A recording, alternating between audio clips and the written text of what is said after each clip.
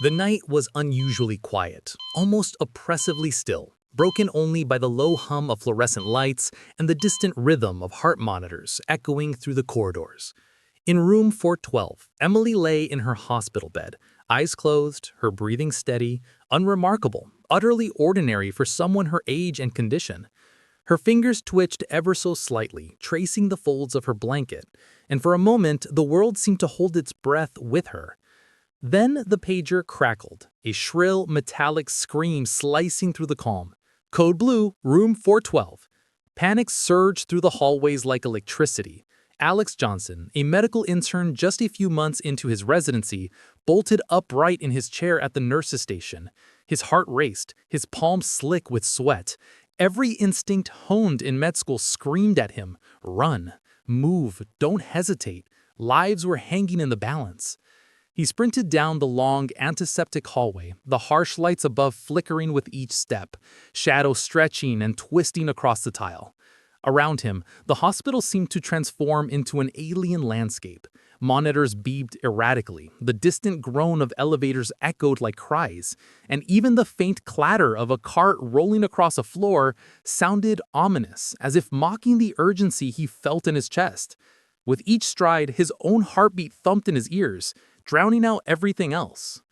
When he arrived at room 412, a surreal stillness greeted him.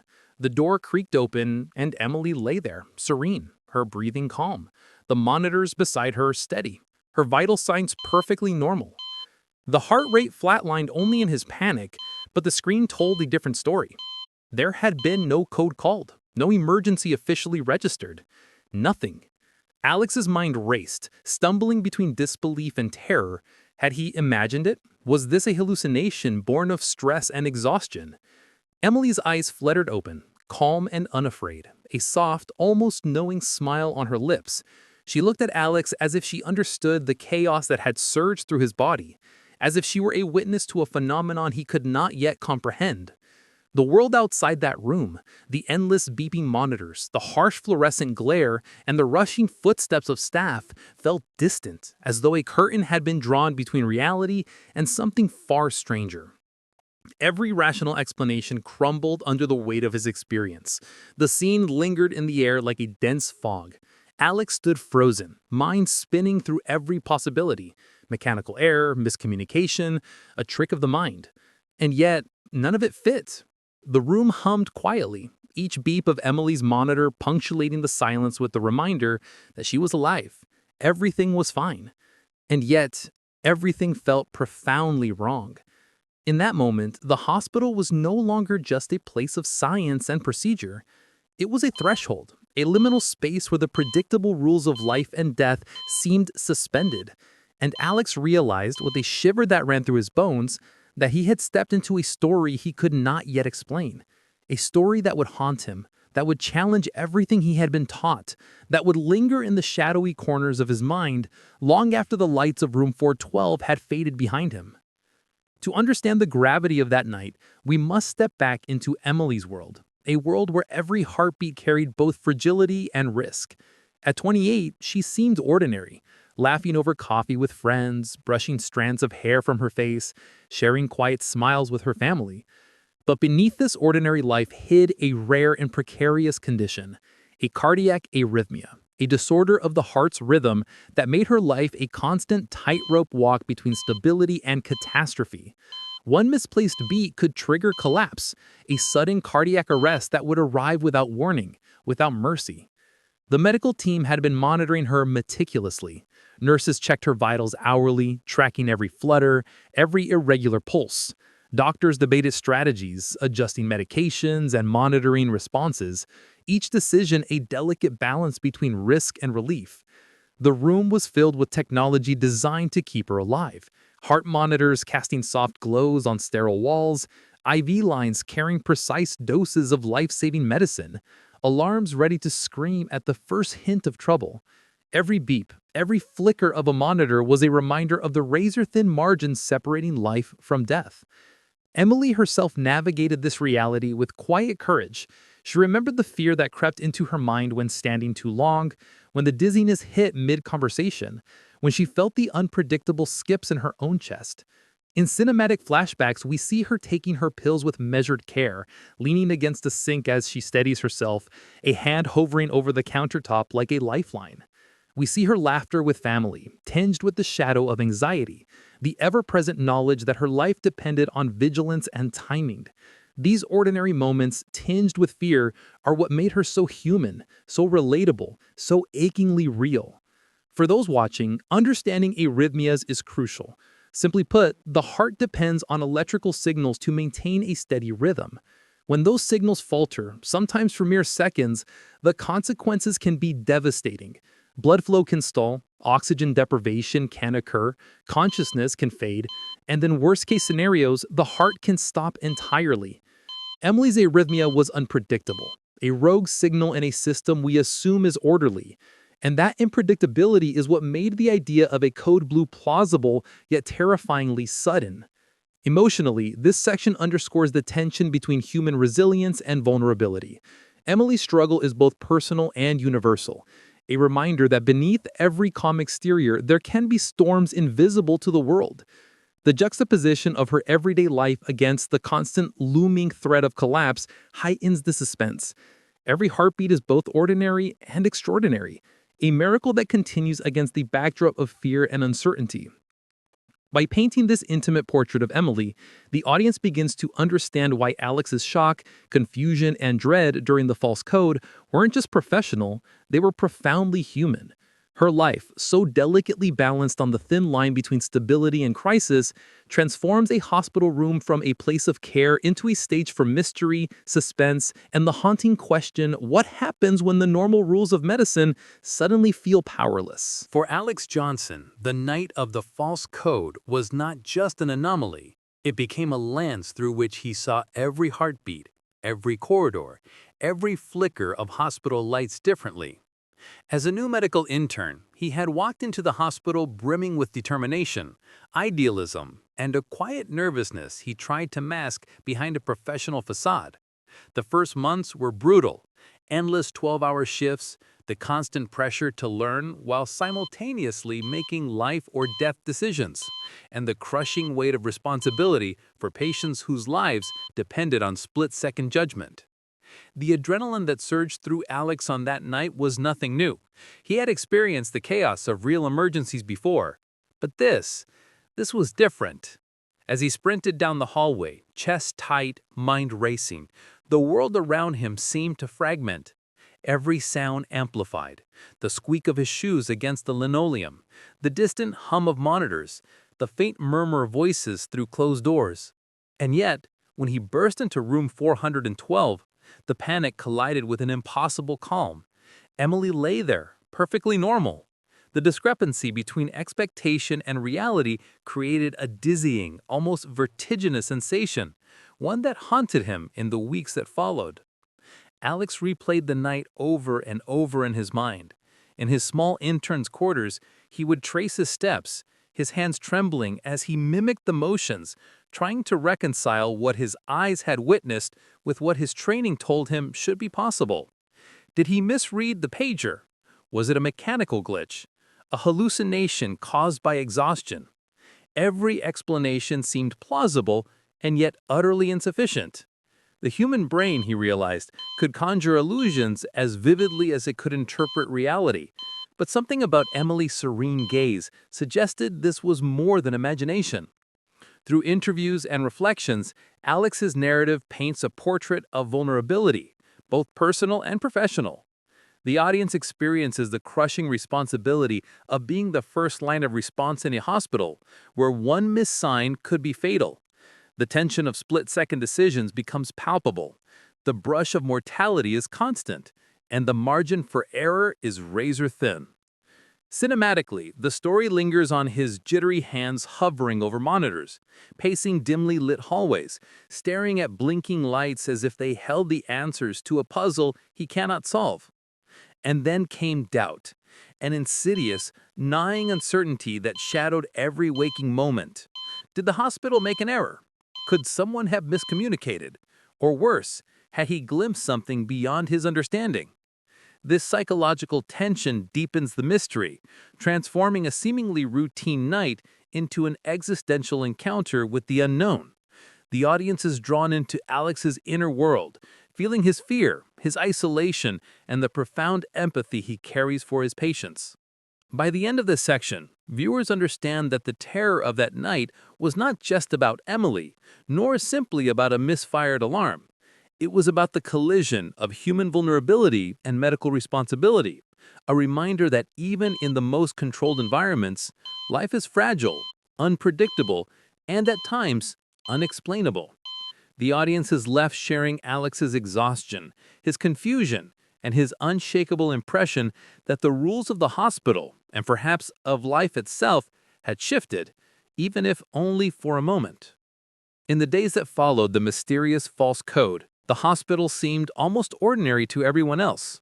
Nurses moved with practice efficiency, monitors beeped at their usual rhythm, and patients drifted between sleep and treatment, unaware of the subtle disturbances haunting room 412.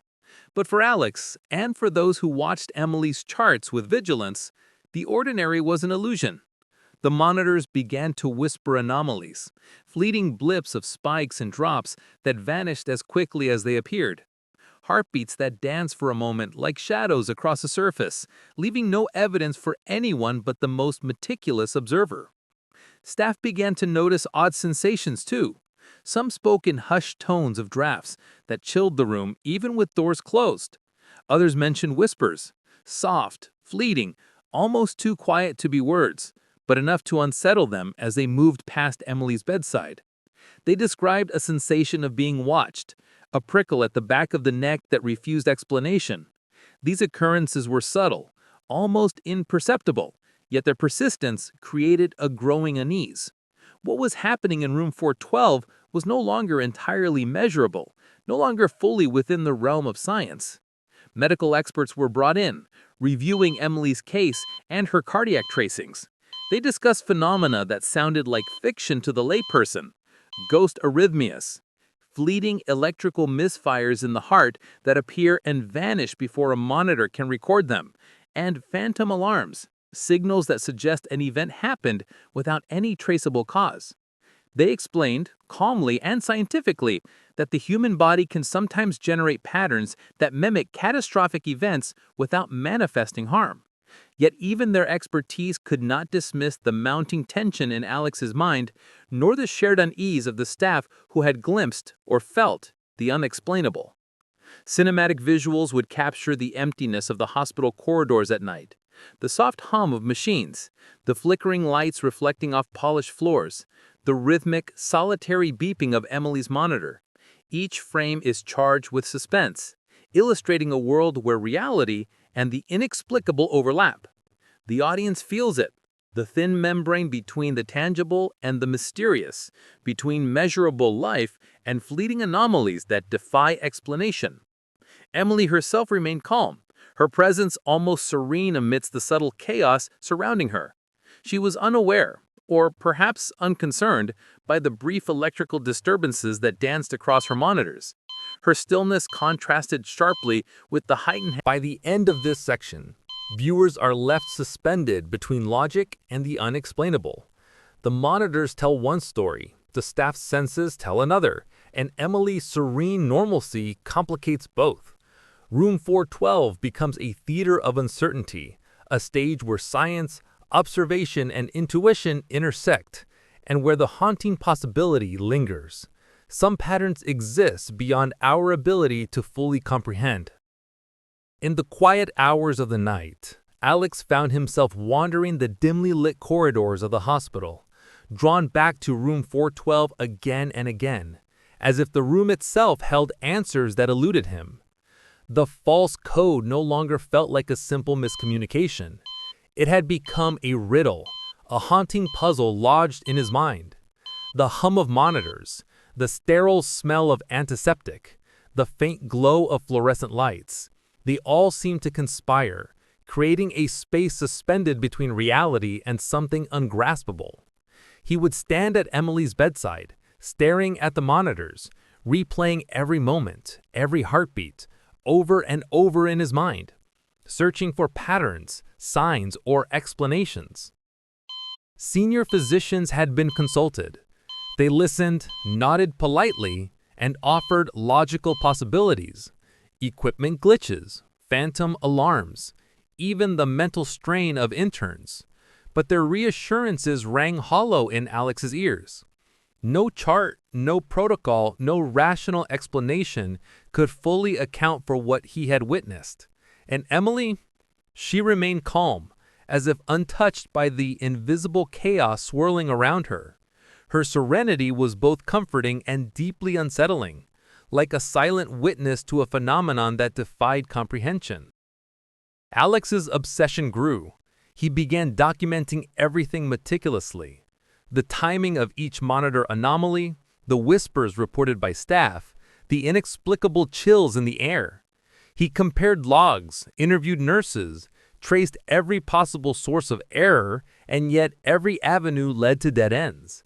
It was as though the hospital itself had slipped a secret between the cracks of reality, a secret that only some could sense and even fewer could explain.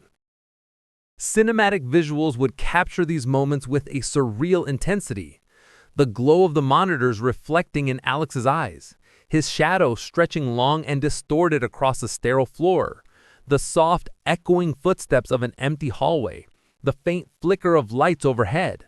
The camera lingers on the subtle details, a hand hovering over a keyboard, a bead of sweat rolling down his temple, the barely perceptible quiver of a monitor line, all emphasizing the fragile intersection of human perception and the unknown.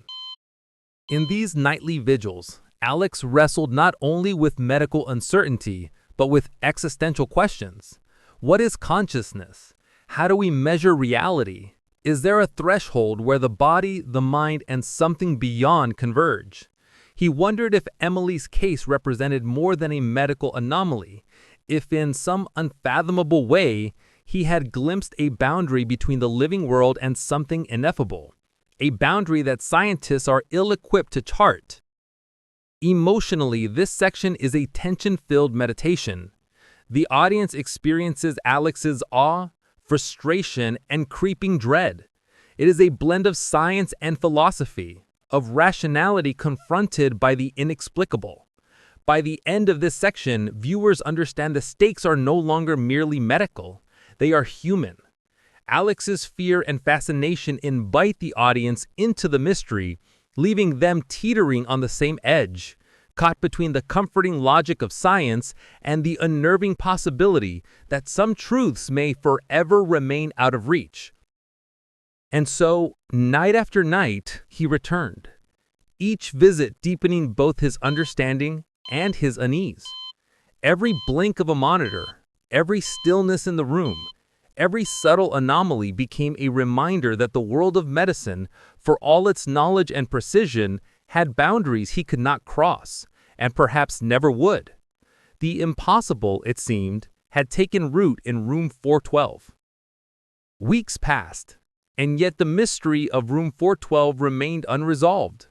Every monitor had been checked, every protocol reviewed, every staff member interviewed. Engineers had examined the equipment, physicians had scrutinized the charts, and yet no single explanation fit.